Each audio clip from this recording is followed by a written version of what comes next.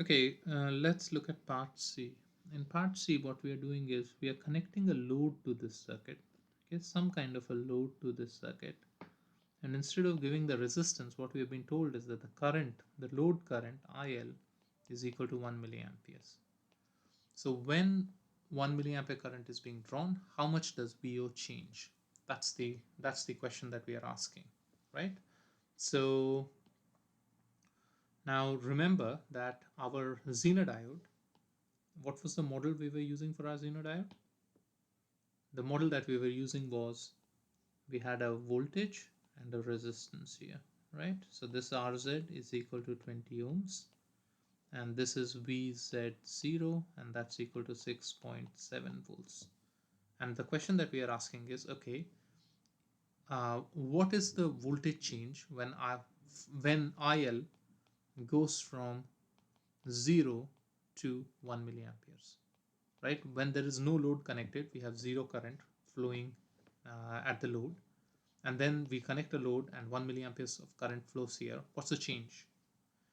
Now, one way, I mean, you could actually calculate by writing the equations for this circuit, but I think that would be tedious. And one way of doing that very, very straightforwardly is to say, oh well, delta V0 is simply going to be RZ times the change in current through the Zener diode, right?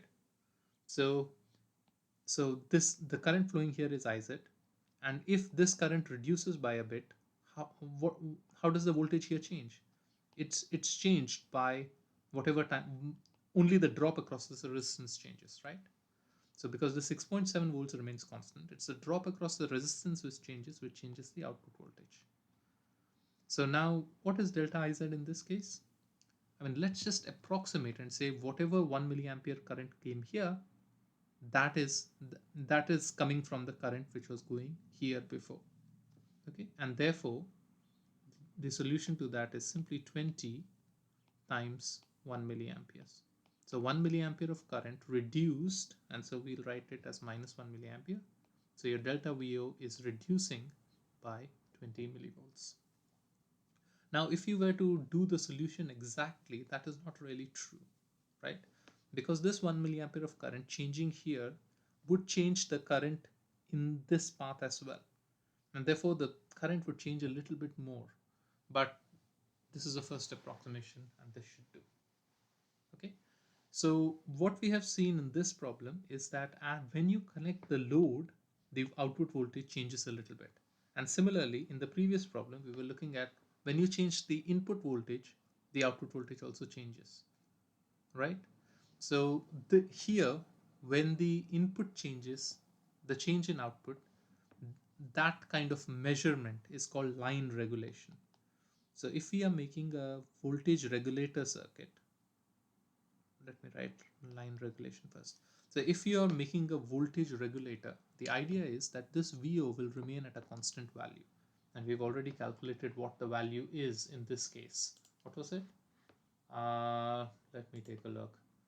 In the previous slide, it was 6.83 volts. Okay. So we want to let our voltage remain at 6.83 no matter what the conditions are. But of course, that's not possible. As the input changes, the output is also going to be changed.